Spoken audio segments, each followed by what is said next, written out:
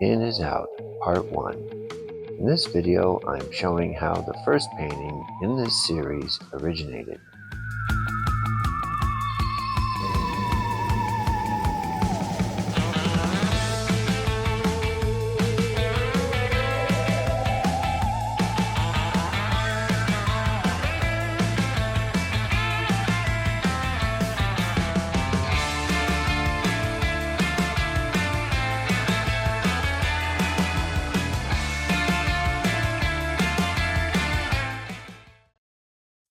Hello and welcome. I'm James, and if you're new here, I'm using art to do a little self-examination through aspects of my own psyche. There's a few ideas I want to clarify before we dive into this painting and how it came about, and once we define some of the terms I'm going to be using. First is to establish the context meaning when using connotation versus denotation. Connotation has a basis involving emotional, cultural, and implied meanings, and it's usually presented in the context of the intuitive. Denotation, on the other hand, has a basis involving direct, explicit, and literal definition, rooted in an analytical and logical contextual meaning. Secondly, knowledge of the heart. This is an intuitive means to overcome limitations of reason. Gnosis. Symbol and Symbolic by R.A. Schwaller de Lubicz is an excellent source for this kind of thinking. And you can find the PDF here. I'll put the link down below in the chat. R.A. Schwaller de Lubicz spent 15 years with his family calling around Temple of Luxor, decoding a lot of the hieroglyphs and measuring every single aspect of the temples. It's quite fascinating what he's found. Symbols are alive in the sense of a kind of mind stuff that is evocative of ideas in the nature of a connotative quality. All right, thirdly, with this in mind, it isn't much of a stretch then to acknowledge the validity of a personal mythos in a symbolic language unique to you. My current working model of the universe is under constant revision. We can say it is becoming, a continual manifestation from moment to moment by perception. I'm not discussing a belief system at all. Bear this in mind as well. It's simply a way of thinking. So yeah, just the general disclaimer, I'm not here to mess with your reality or your religious beliefs or anything that you want to hang on to. That's not up to me. I'm documenting things the way they took place. And it has everything to do with art and psychology and what I deem as necessary to relay. In June of 2023, about a year after burying my mother's ashes and a couple of months after my cat had passed away, I was left pretty open and raw. Emotional upheaval is a tremendous and life trajectory altering event-based disruption to the psyche. Again, it is up to us on how we process trauma, and everyone does so in their own way. Sometimes when we're dealing with trauma like that and we're trying to process it, we can tend to wallow in self-pity. And sometimes it's a little bit selfish. It's us missing something. We're lamenting a loss of something in our lives when really we can make what we want to of it and remember those that we lose. I think they would prefer moving forward in our lives than them being a cause for us to pause and hold things up just because of a loss that's perfectly natural. For me, it set off a cascade of questions, and I wanted to know where my position was in the universe to the feminine, my role to family, my role to my friends, work. It made me question everything. What aspects of the feminine govern my current outlook and position? And what do I need to learn? Asking questions puts one in a position to receive.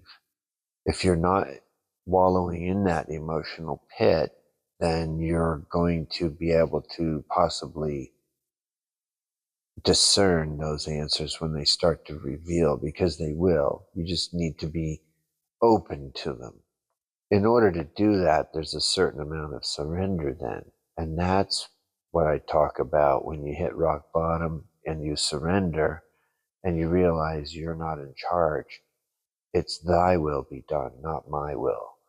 Aside from trying to figure out my place in the universe, I'm also questioning the way things have become in the world and wrap my head around all of that. Is it my perception of things, or is the pendulum truly swinging to a new extreme?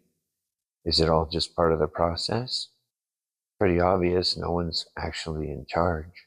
So what to do about it, especially when the orphan archetype seems to be in full possession of your current viewpoint?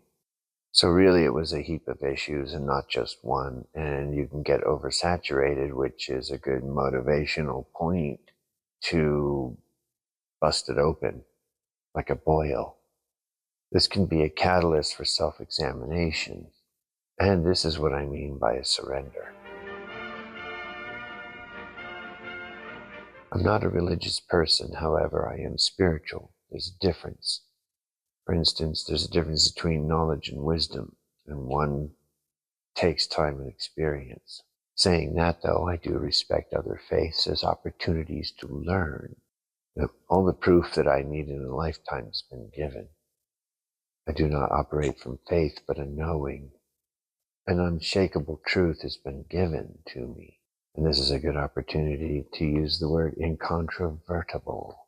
Last year on my book hunt, I ran across an author named Wouter J. Hanegraaff. One of the terms that he introduced to me, because there's not really an English translation for it, is called usabaya, something that is referring to a great reverence for something. Usabaya can be described in a way as recognizing divinity in something as simple as the breath or the scent of sunshine in your cat's fur. Is a simplicity to it that brings a rapture and an evocative aspect of just being blown away by something for the sake of its own awesomeness. Simplicity as evidenced by geometry. And this is part of the neuroplasticity that I talked about before. At the time, too, I had a 2-foot-tall statue of the priestess that I was working on. She has a good, strong stance, and there's respect there. But it was an anatomy study that started and then turned into a priestess in that regard. I think I was referencing something along the lines of 13th Warrior and the cave people, the priestess in there was very primal. And what you're seeing here in December 2022, I created an outline idea I put into my sketchbook. And this is a shot of that. And at the time I was studying stop motion animation rather heavily. My mythology contains many faces of the goddess and different aspects, whether it's wrathful or beneficial or fruitful. Someone like me who's Cancerian is ruled by the moon. I have a strong affinity with the whole moon goddess thing. So, and there's paintings in my past that reflected that. You have to remember, I've spent 20 years doing mainly digital sculpting and digital graphics and layouts for vehicles and packaging and pre-visualization for things. So, hadn't been very much practical painting, and the sculpting down in the studio here I had started out of pure frustration. The Book of the Law sort of stuck with me since the 80s when I first read it. And no, I didn't burn my first copy like it says to in the back. That's a blind. The concepts in the Book of the Law are something that stuck with me since the 80s. So that was one of the few books that I did manage to keep. So I dug it out and I tried to jog my memory on certain things. And lo and behold, the opening chapter sort of gave me a sense of deep time, pointed in a direction that humanity might be going. So it served as sort of a way of wrapping my head around a larger picture. And I think that's what that really helped me at first. Secondly, was this concept of Nuit and Hadith. And we're talking about an Egyptian sort of icon. So they stuck with me.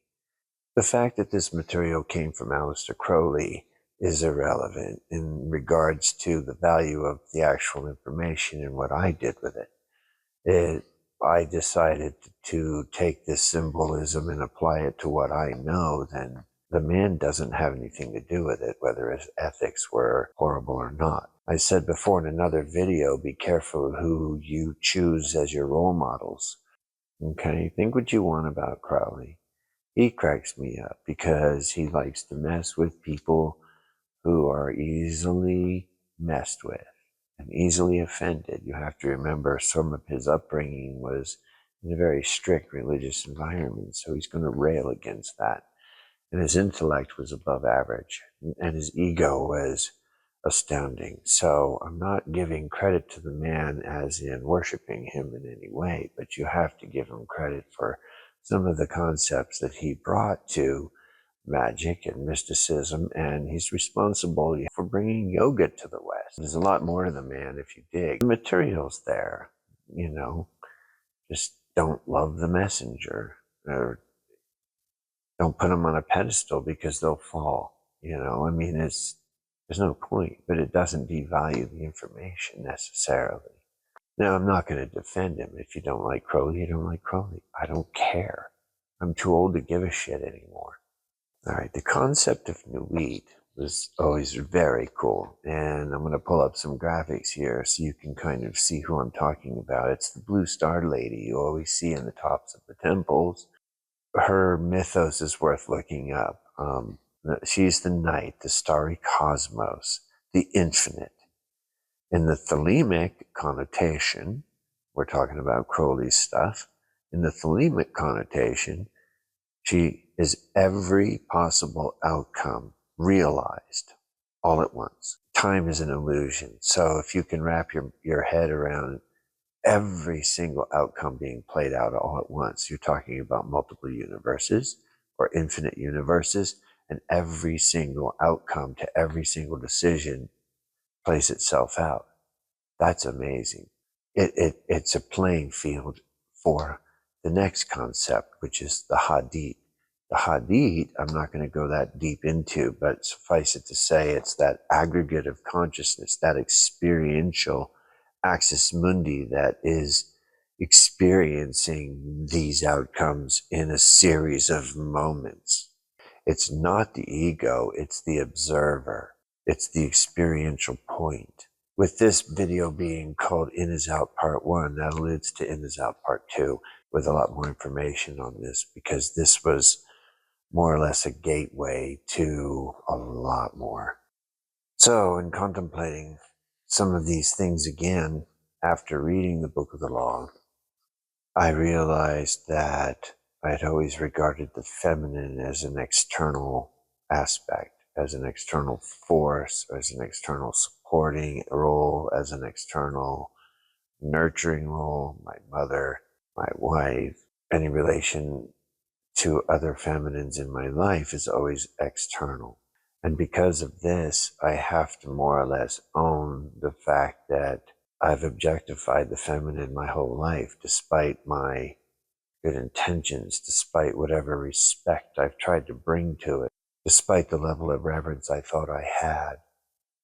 I had a distinctly profound and, in hindsight, a very initiatory dream as a result of owning this. I've been through several initiations, and they always come from an external source. So this was very different as an internal one, and the fact that it was initiated to happen as an event was amazing and completely mind-blowing.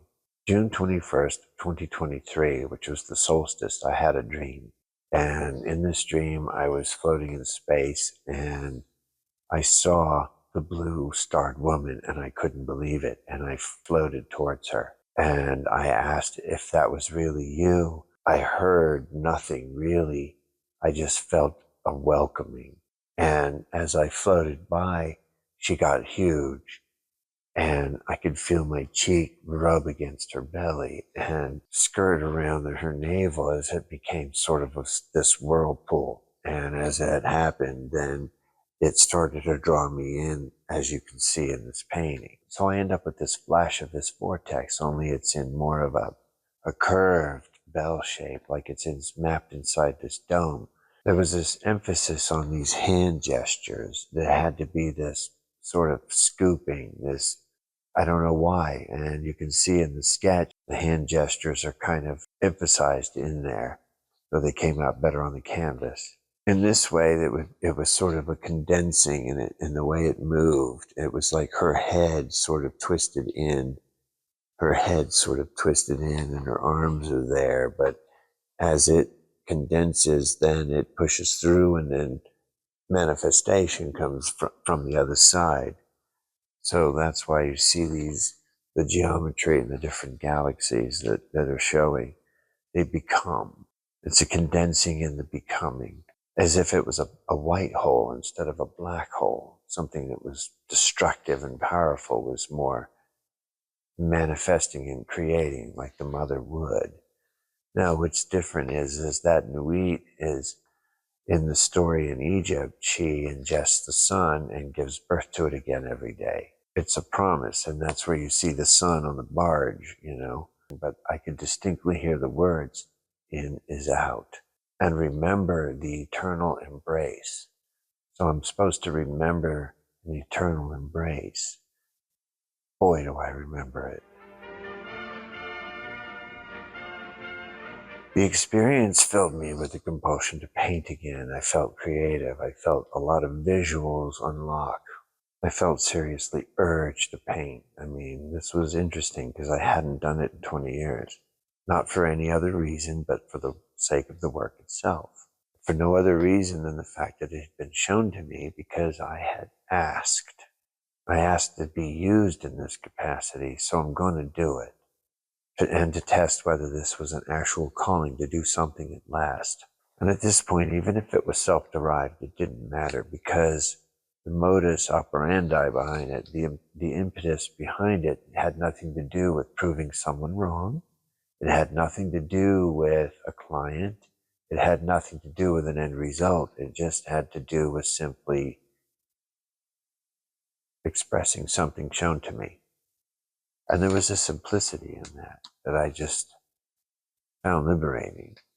Who cares? It worked. It was real enough for the likes of me. Yeah.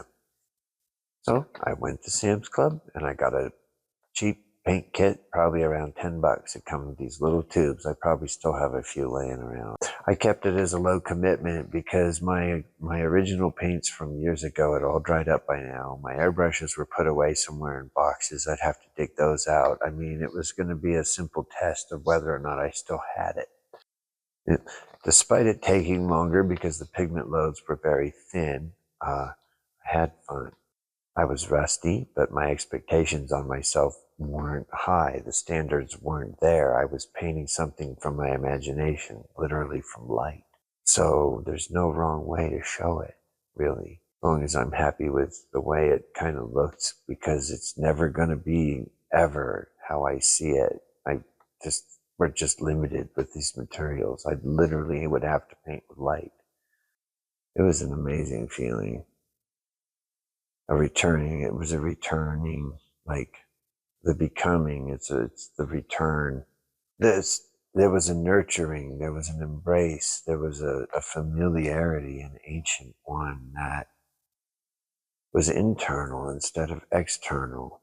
It's very difficult to explain. That's why I tried to depict it. It was like the cosmos herself, pure potentiality, but within. I mean, that is an expansion internally. The cup was filled to overflowing with ideas and motivation. It's like I had permission to rend the veil if I willed to do so. I had regained the right, a sense of earning this ability to pull the veil aside and get glimpses, if I dared to do so. As long as I show the right humility, then things will be unlocked for me. The cup literally refilled. It was like when O Fortuna by Carmina Burana was playing in Excalibur after they found the Grail. It was literally that uplifting. The point of view shown is out of space-time, but it's generating it. I tended to wonder if this shouldn't be mapped inside of a dome. Time gives meaning to things, in my humble opinion. You find out things over time. Even though it doesn't exist, you've anchored this in time and space, and now you've opened a window that you can look through to reaffirm something or to reconnect. As your level of experience changes, you can get something different every time you see something at a different level. It's like never standing in the same river twice. This was definitely an initiation. It was almost a baptism in a way, but through the starry night. Anything aquatic or anything to do with water has to do with the subconscious and dreams. And I believe this was an open invitation, but inward. So if I was to put a finger on it, it was a way of recognizing an aspect of the feminine within rather than objectifying. Now, at this point at 2023, that hadn't fully dawned on me. So there's a series of other events that took place that let me say that now in retrospect, for sure. In hindsight, it's pretty clear that this was an aspect of the feminine internally that had initiated that internal quest that I keep talking about. Recently, I found out about Alex Gray's work. Now, I'd been mostly aware of him since the 80s or when he got started with his books. He was amazing, still is. And he's also a friend of Chet Zara's. He had worked on Tool videos with him. So I will never say anything bad about his vision. I think it's awesome. It's you can learn a lot from that man. But in a TED Talk I found, he had talked about some of the symbolism and some of the things that he encountered and his first experience with, I think, a DMT. At any rate, he had some enhancement, but he had seen this vortex and it was different shades of gray. So he changed his name to Gray because of it. That's how profound it was for him. And I would say that counts as an initiation.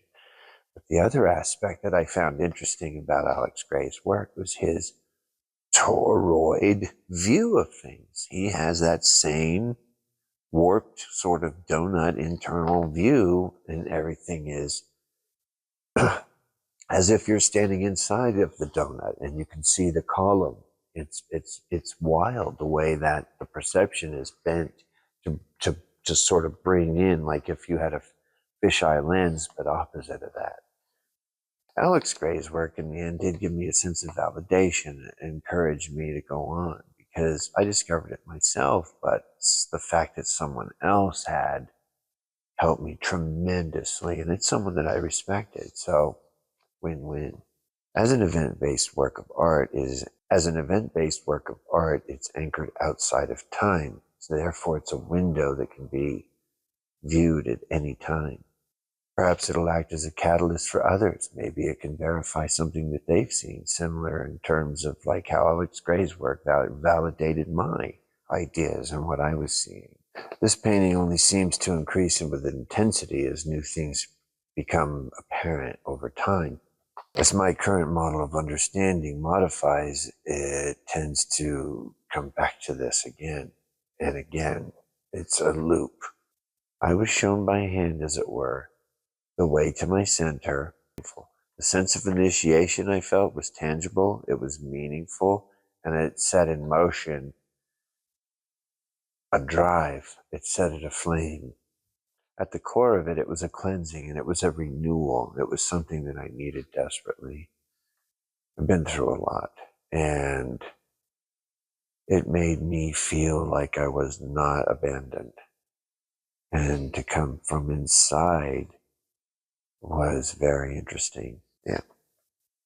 In addition to the Alex Gray verifying aspects, I had another point ring the celestial bell in such a huge way last year. As I started back on the material, I got some insight from an author Along my Lubicz, he pointed out the hand gesture is very significant, and it named it properly as what's called the Mater Triumphans. This from Isis with Horus. As you can see from the Empress card here on the Thoth deck, the hand gesture is similar to what we're looking at in the painting. In summary, this was a significant painting to me. It's not one I'm going to let go of more. It's too private. The point was an initiation. The whirlpool, it's water. If it's cosmic, it's out is in. In is out. As above, so below. So you can see where I'm going with this. There was a lesson that was imparted to me that I was supposed to remember. And it jogged my memory in a big way. The next episode will be Sky Beasties of October. Until then, thank you. If you liked the video, hit the interactive doodads below. I'd appreciate it. Remember, beauty in truth, truth in beauty. Thank you again.